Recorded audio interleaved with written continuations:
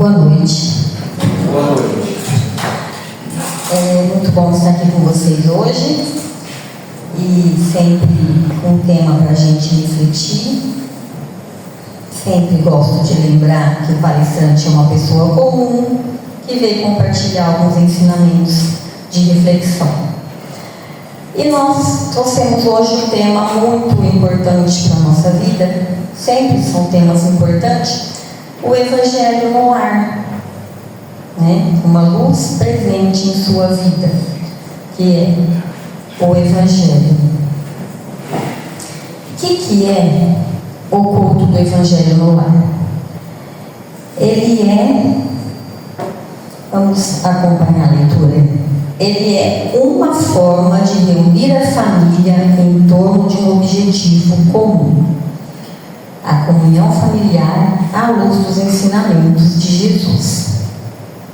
E o Evangelho, ele é isso, os ensinamentos de Jesus que a gente traz para a nossa casa.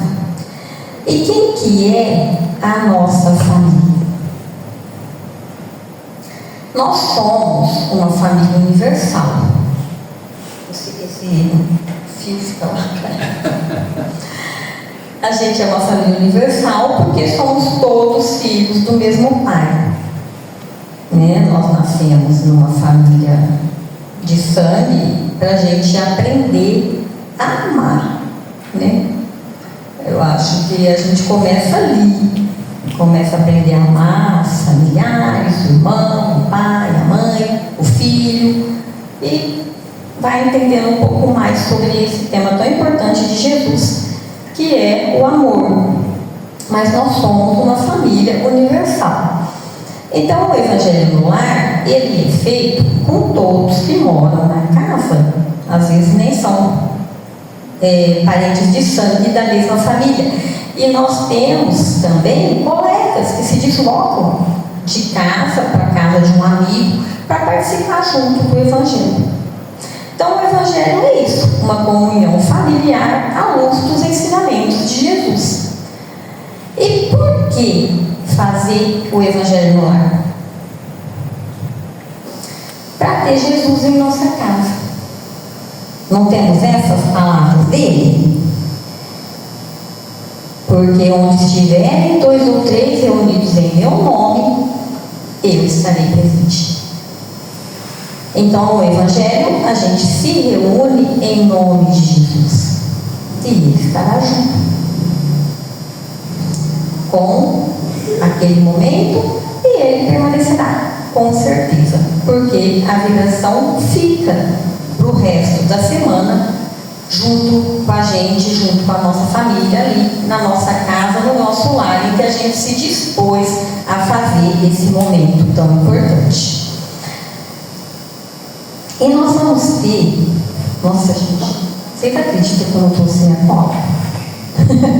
Além disso aqui tem uma cola. Eu não me lembro mais que livro que é esse, mas essas palavras são de Emmanuel. Aí a razão em dizer, quando as criaturas se reúnem nas bênçãos do culto do Evangelho popular, terão como anjo guardião de sua família um espírito protetor, de um coração ao nível de esforço paternal. Esse espírito não só nos protege e sustenta na hora da reunião evangélica, como amorosamente fará parte integrante da família, e na maioria das vezes ele já é um espírito familiar. Então a gente reúne junto com Cristo as outras espiritualidades, né? Ali em nossa casa. E a gente vai ficar conosco um espírito protetor, de um amor de pai, para proteger, para ficar na nossa casa. Então ele fala que é como se ele vai fazer parte da família, e na maioria das vezes ele já é da família. Alguém que está em outro plano, mas pertence à família que a gente conviveu. E essa proteção permanece. O culto do Evangelho no lar traz para a nossa casa uma proteção não só física, mas espiritual. A nossa casa fica com uma luz assim, ó, com toda essa proteção quando a gente se reúne com os nossos para orar.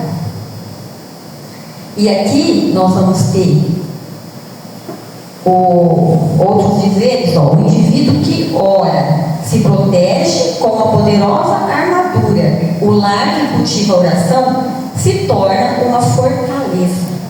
Estará protegido de todas as maneiras. Entidades negativas que experimentam grandes choques quando entram em contato com as vibrações brilhantes de um santuário doméstico e assim mantém distância procurando outros lugares para ficar. Então essa luz, a nossa casa fica com uma luz protegida enorme em volta dela, e entidades um pouquinho mais escuras não vão conseguir se aproximar. Até tem uma tirinha aqui, ó, interessante que eu quis colocar, que olha só, eu cheguei para perturbar a casa do Zé. Ele falou, não vai dar mais. Por quê? Porque ele começou a fazer o evangelho do lar. Então a espiritualidade vai ter que mudar de planos. Quando ele pensa em chegar numa casa em que está sendo feito o evangelho, porque não tem chance para entrar. Daí o motivo da gente pensar, né, quando começa a falar que está tendo um irmão lá com uns pensamentos esquisitos, está obsidiado, está com obsessor, e o obsessor não obedece a gente quando a gente manda. Nós sabemos disso. O que a gente tem que fazer é tirar de nós aquilo que atrai eles.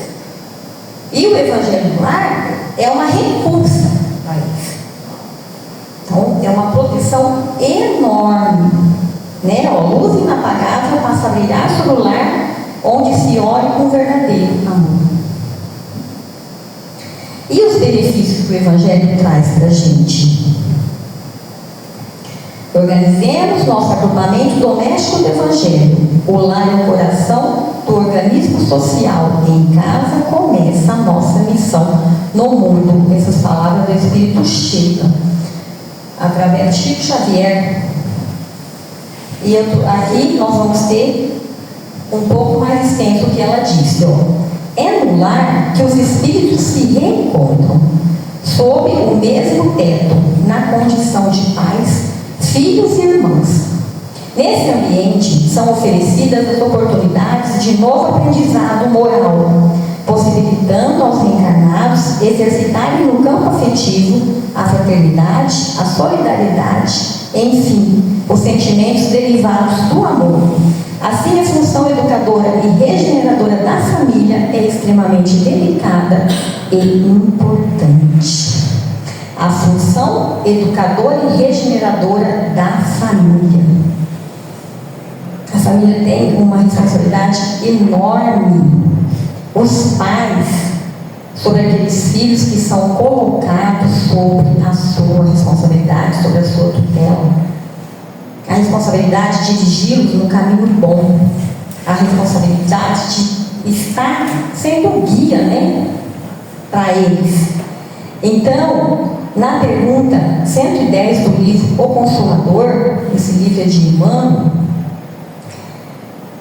eles falam qual a melhor escola de preparação das almas reencarnadas no mundo. A melhor escola ainda é o lar, onde a criatura deve receber as bases do sentimento e do caráter. Os estabelecimentos de ensino propriamente do mundo podem instruir, mas só o Instituto da Família pode educar. Não vamos terceirizar isso, porque está acontecendo demais, né? Terceirizar a educação, mas é a família, somente consegue fazer esse trabalho bem feito. É por essa razão que a universidade poderá fazer o cidadão, mas somente o lar pode edificar o homem. Na sua grandiosa tarefa de cristianização, essa é a profunda finalidade do espiritismo evangélico, no sentido de iluminar a consciência da criatura, a fim de que o lar se refaça e novo ciclo de progresso espiritual se traduza entre os homens, em lares cristãos para a nova era da humanidade. Então não vamos terceirizar esse trabalho da família, que é educar, que é edificar o homem. Não tem outro jeito, é dos pais. E na questão do livro dos Espíritos, 208, vai um pouco até mais profundo. Pergunta: nenhuma influência exercem os espíritos dos pais sobre o filho depois do nascimento deste? E a resposta é: ao contrário, bem grande influência exercem. Conforme já dissemos, os espíritos têm que contribuir para o progresso uns dos outros. Pois bem, os espíritos dos pais têm por missão desenvolver os seus filhos pela educação. Constitui-lhes isso uma tarefa. Tornar-se-ão culpados se vierem a falir no seu desempenho. É bem dramático, né? Essa resposta que eles colocam. Porque sempre teve entre nós espíritos mais evoluídos que é para ajudar. Imagina se a gente tivesse tudo no mesmo patamar de evolução. Acabávamos saindo do lugar, né? Então tem aqueles que já vêm para puxar, para dar exemplo, para ensinar, para a gente querer seguir. E os pais têm essa missão de pegar aquele espírito que foi trazido para eles, ajudar na evolução deles. E olha só, é uma tarefa, e se falharem, vão responder. Eles falam dessa maneira: serão culpados se vierem a falir no seu desempenho. Então é a tarefa. E por que a gente está falando tudo isso para falar do Evangelho no lar? Eu devia chegar aqui e já falar, né? O Evangelho, abrir o Evangelho, ler, rezar junto. Por quê? Por conta de toda a dificuldade que a gente enfrenta para cumprir essa tarefa que nós temos aqui nas mãos, de conduzir a família no bom caminho. E no livro de Richard Simonetti, Temas de Hoje, Problemas de Sempre, chama o livro. Eu peguei uns tópicos, então ele vai mostrar porque os nossos filhos não vão ficar presos dentro de casa. A gente vai ter que ensiná-los a andar lá fora. E ele fala que o Evangelho do lar é uma arma poderosa para a gente conseguir isso. Prepará-los para a vida que vai ter que enfrentar. Eu peguei uns trechinhos, olha só. Evitar que tenham contato com aspectos negativos da sociedade atual seria, segundo a velha expressão, tapar o sol com a peneira. Isso é uma ilusão. Não tem como evitar que os nossos filhos, que qualquer pessoa da nossa família, entre em contato com as coisas negativas que tem lá fora. Não podemos prender os jovens em casa, porque está chovendo. Melhor será dar escape e guarda-chuva. É tolice evitar que tenham contato com o mal que assola o mundo. O essencial é prepará-los para que tenham suas próprias defesas. Então, ensiná-los a se defender. Né? Como ele falou, está chovendo, eu não posso ficar em casa. Dá guarda-chuva. Então é isso. O Evangelho no lar é o guarda-chuva desses aspectos negativos que tem lá fora. E ele fala aqui: devemos então cogitar recursos, independente do grau de evolução ou quaisquer outros elementos condicionantes, permitem a todos indistintamente exercitar uma conduta melhor. Dentre eles situaríamos como dos mais importantes o culto do Evangelho no lar. Ele coloca os recursos que a gente pode usar para conseguir essa tarefa. Entre eles, esse muito importante, ele coloca como o mais importante, o culto do Evangelho. Imagina uma família que ora junto com as crianças desde pequeno, o caminho que vão conseguir seguir. O Rossano Ginger conta uma história de uma pesquisa que foi feita numa universidade com jovens que partiram para usar droga, outros não, e foram procurando os pontos que tinham em comum, que não tinham. E aqueles que conseguiam ter um caminho melhor, iam numa igreja. Que também é rezar, né? Mas é importante que não vá só os filhos, né? Quantos pais que o filho está no 3º ano, a catequese vai na escola buscar, ele nunca foi na missa do filho, né? Nós estamos aqui numa missa, é um momento, não vamos defender essa ou aquela, mas é importante que a gente consiga, se estamos falando de lar, de casa, e mesmo para quem não tem filho, tem criança, nós temos responsabilidade, né? Nós somos semeadores o tempo todo, né? Na parábola do semeador fala isso. A gente semeia bons exemplos ou não, e a criança vê. Por isso, aqueles ídolos têm uma responsabilidade enorme, né? Esse povo que adora arrebanhar seguidor na internet, olha para onde está levando os seus seguidores, porque nós estamos semeando, e o que a gente semeia, a gente colhe. Isso a doutrina espírita não deixa passar, em nos dizer, né? E a gente falou um pouco da importância do Evangelho no lar. Vamos agora aprender a fazer ele em casa, para quem ainda não faz. Então, como fazer? Escolher um dia e uma hora da semana que seja bom para todos. Às vezes, algum da família não vai querer participar, mas tenta colocar um horário que todos possam participar.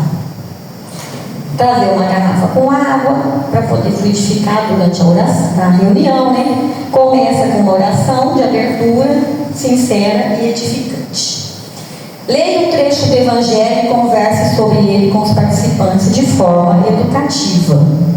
Faça uma oração de encerramento, agradeça aos Espíritos, peça proteção, envie vibrações de amor e paz para todos os necessitados. E no final, né, cada um toma aquela água fluidificada e pode guardar também, vai tomando durante a semana. E no final, a família toda abraçada, né, sentindo as vibrações positivas que o Evangelho trouxe para casa. E faz algum sentido fazer o Evangelho sozinho? Tem pessoas que às vezes moram sozinha ou que não conseguiu encaixar nenhum horário, vai fazer sozinha. Faz sentido? Sim, faz. Só que a gente nunca está sozinho, né? Eu trouxe aqui a tirinha mostrando que a espiritualidade invisível também está com a gente. Aliás, eles esperam a gente. O culto do Evangelho no lar, ele é um compromisso. Por que escolher o dia da semana e o horário? Porque a espiritualidade se prepara para isso. Eles não estão 24 horas à nossa disposição. Mas se a gente marcou e não apareceu, eles se chateiam, eles se entristecem, porque eles vieram para participar junto. Então, né, aqui fala, eu vou fazer o Evangelho no lar sozinho de novo. E o Espírito fala, é o que ele pensa, porque não está sozinho. E Jesus sempre vai estar junto. A gente deve lembrar disso, né? E Emmanuel, agora eu vou trazer umas citações de alguns sobre o Evangelho no lar, para nós incentivar a começar a fazer em casa, para quem ainda não faz, né? E também, quando tem criança, procurar falar a linguagem da criança, não ter aquela coisa cansativa. Qual que é a duração? Cada um que vê, mas não vai estender muito para não cansar as pessoas, para não desanimar, para toda semana estar participando. Ah, mas eu não sei explicar o Evangelho. Tudo bem, pega uma leitura edificante que traga uma mensagem boa, né, para aqueles que têm jovens, que têm adolescentes, focado na vida que eles estão vivendo no momento. O Evangelho, a evangelização é isso, é trazer coisas boas. Mas que é mais coisa boa que traz o Evangelho de Jesus. Mas se tiver dificuldade em estar comentando, entender, daí a importância da gente participar dos estudos que tem na casa, que ajuda a gente a entender o que o Evangelho nos traz, para poder levar para a nossa casa, para a nossa vida. Porque muitas pessoas já falaram isso. Eu começo a ler e não entendo nada. E é muito fácil não entender nada, porque às vezes é mais difícil mesmo, mas quando alguém explica, a gente percebe que realmente estava falando aqui. Então, que a gente participe de tudo isso, ou até mesmo de palestrante, palestras que a gente ouve e gosta, mas passa. Igual a semente que foi jogada na terra de pedra, Até brotou na hora, mas depois morreu. Então, para a gente também prestar atenção, que tipo de solo é o nosso coração? Quando a semente que Jesus joga, ela vai nascer. Ou não? Vai brotar? Não vai brotar? Vai brotar? Vai crescer? É a gente que cuida disso. E Emmanuel fala, o culto do Evangelho no Lar não é uma inovação, é uma necessidade em toda parte, onde o cristianismo lance raízes de aperfeiçoamento e sublimação. Quando os ensinamentos do Mestre vibrem entre as 4 paredes de um templo doméstico, os pequeninos sacrifícios tecem a felicidade comum. Bezerra de Menezes fala, trabalhemos pela implantação do Evangelho no lar, quando estiver ao alcance de nossas possibilidades. Trazer as claridades da Boa Nova ao tempo da família é aprimorar todos os valores que a experiência terrestre pode nos oferecer. Olha só, trazer as claridades da Boa Nova, tudo fala de claridade, de luz, é aprimorar os valores que a experiência terrestre pode nos oferecer. Que a gente tem vários valores e aqui o Evangelho aprimora um pouco mais. E Joana de Ângeles, olha essa, que importante, que grande incentivo para a gente continuar fazendo. Acende o sol do Evangelho em casa, reúne-te com os teus para orar e jamais triunfarão trevas em teu lar, em tua família, em teu coração. Jamais triunfarão trevas. Porque às vezes a gente lamenta de algo que está acontecendo e o que estamos fazendo para mudar. Vai lá tomar um passe, mas não é só isso. O passe vai ajudar, mas a gente tem que agir. Não tem como o outro fazer o que nós temos que fazer. E eu acho que se alguém tem dificuldade em começar a fazer o Evangelho em casa, convida alguém da casa que participa. Você começa comigo, vamos em 3 reuniões para a gente entender, ou vai na casa de alguém.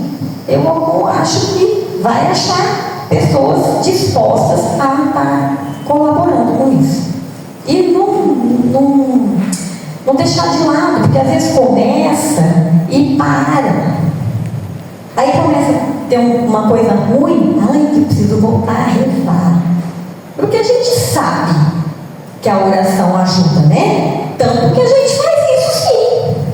Preciso começar a rezar, preciso voltar para a igreja, preciso voltar. Por quê? Porque Deus deu um chacoalhão, De que maneira Ele vai nos chacoalhar se não for desse jeito?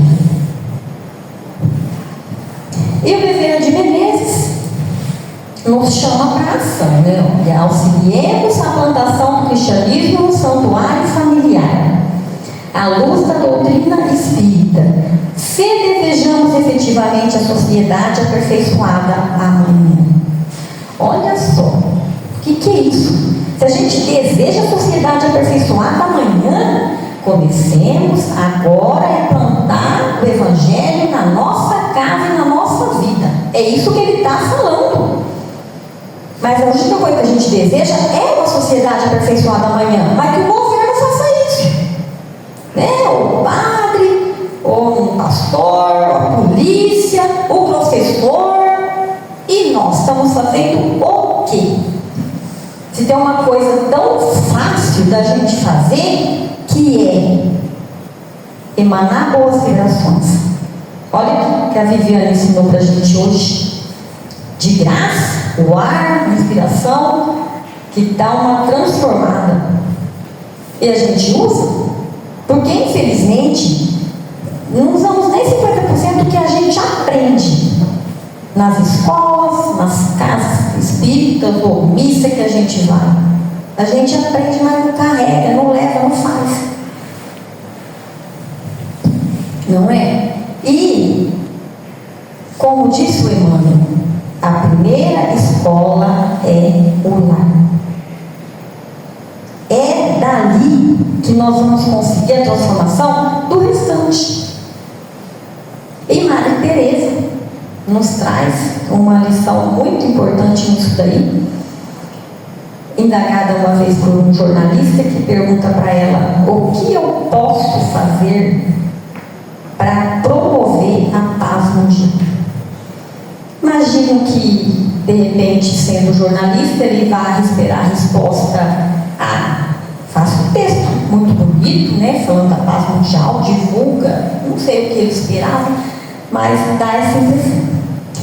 E ela fala uma resposta muito comovente e impactante para nós, não foi só para ele.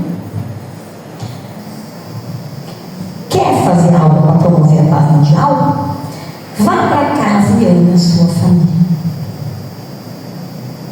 É isso aí. E a gente achando que tem que ir lá onde está tendo guerra pedir para eles pararem.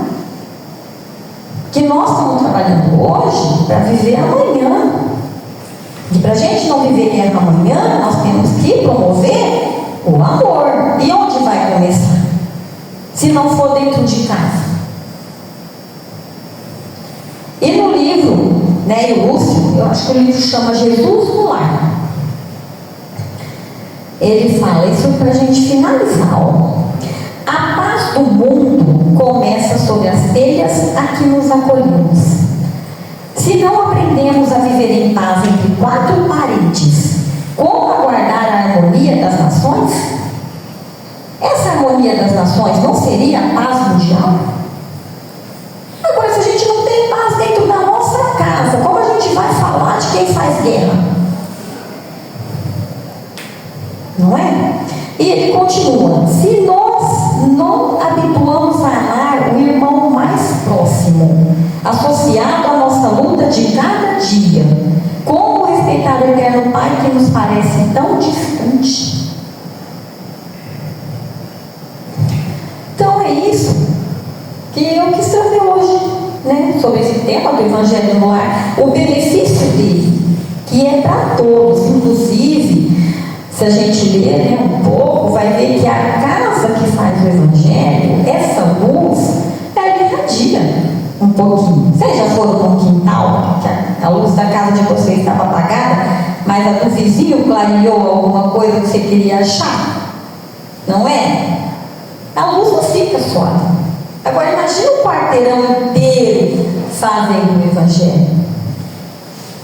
Que proteção que tem a cidade e o mundo, né? Que é onde a gente quer chegar, nessa paz mundial. Mas primeiro tem que ver se na nossa casa existe essa paz que a gente quer no mundo. Então, meus irmãos, para quem ainda não faz, vamos começar a fazer o Evangelho no Lar. Ele é muito benéfico, tá? E sobre o que eu falei, se alguém tem dificuldade em iniciar, eu também coloco à disposição de estar participando nas primeiras reuniões para dar um início em casa, se alguém precisar desse tipo de trabalho. E aposto que aqui na casa tem também, né, Eugênia? Muita gente disponível para dar esse auxílio. Tá bom? Uma boa noite a todos, uma boa semana, que Jesus nos abençoe. Que a boa espiritualidade nos acompanhe. E lembrando, né, que a espiritualidade que nos acompanha é aquela que a gente atrai. Então vamos atrair espiritualidade boa para perto de nós. Então, fiquem em paz.